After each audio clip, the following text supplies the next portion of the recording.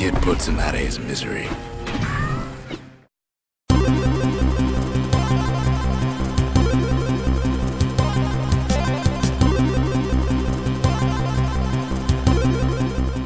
Over the years, I've been keeping an unofficial list of games that, for whatever reason, I own but have never played. Some call it a backlog, others a to-play list. For me, it's my Oversight list. Great games that I've always been meaning to play but have not yet gotten around to playing. Every year the list grows longer, and this series is an attempt to play these amazing games and undo the oversight. The first game on my list is Bastion.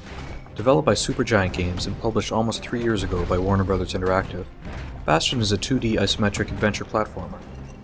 Set in a time immediately following a mysterious apocalyptic event called the Calamity, you play an unnamed protagonist referred to as the Kid. Well, if we mastered the winds in the old days, we can do it again. But the question is,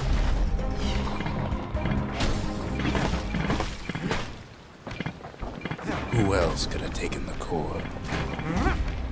You make your way through a broken floating world, searching for the Bastion, a man-made sanctuary, and guided by the omniscient voice of the narrator. Well, ain't no survivor stole the thing.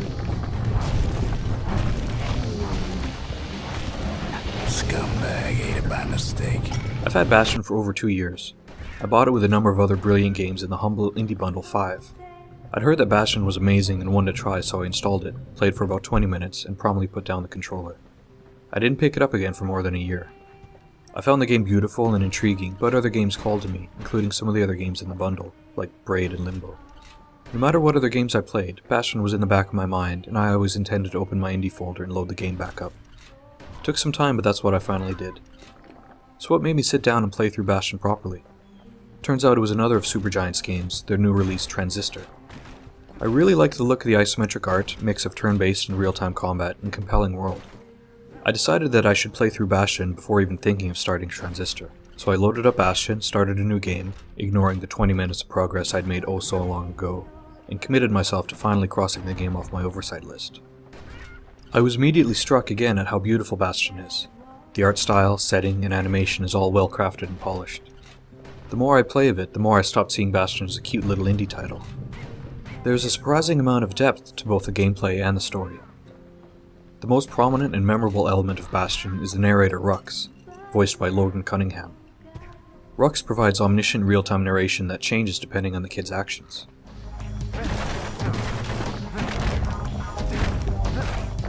Kid just rages for a while.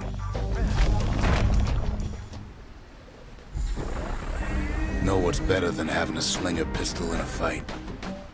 Having two. This narration helps to create both feelings of intimacy and distance.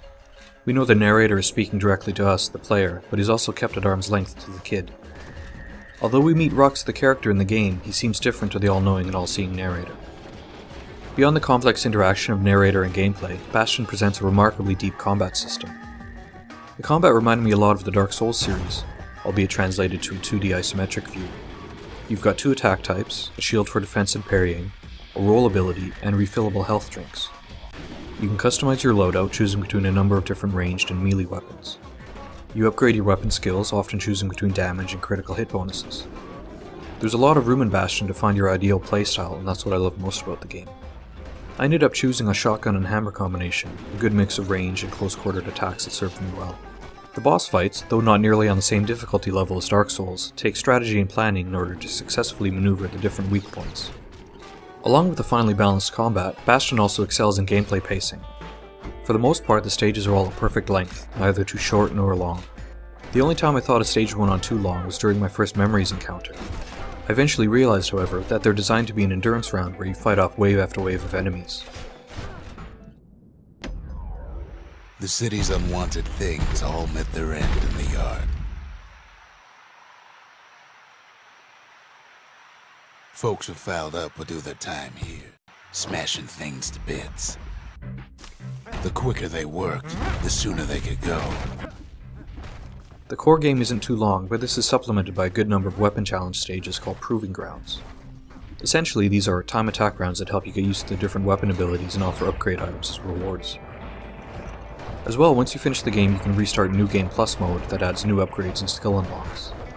The story and lore of Bastion is there for people who want to explore the world and backstory, but also gets out of the way of people who just want to experience the combat and gameplay.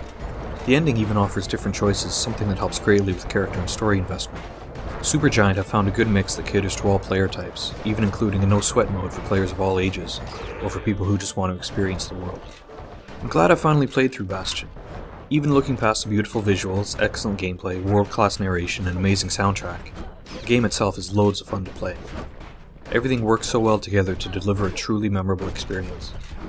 If you haven't played Bastion yet, what are you waiting for? You can normally find it on sale on Steam, but it's worth it even at full price. And so Zulf returned to where he proposed in the Hanging Gardens. And there he stood, as if the gods would answer him. I'm glad I've been able to finish Bastion and finally correct the years-old oversight.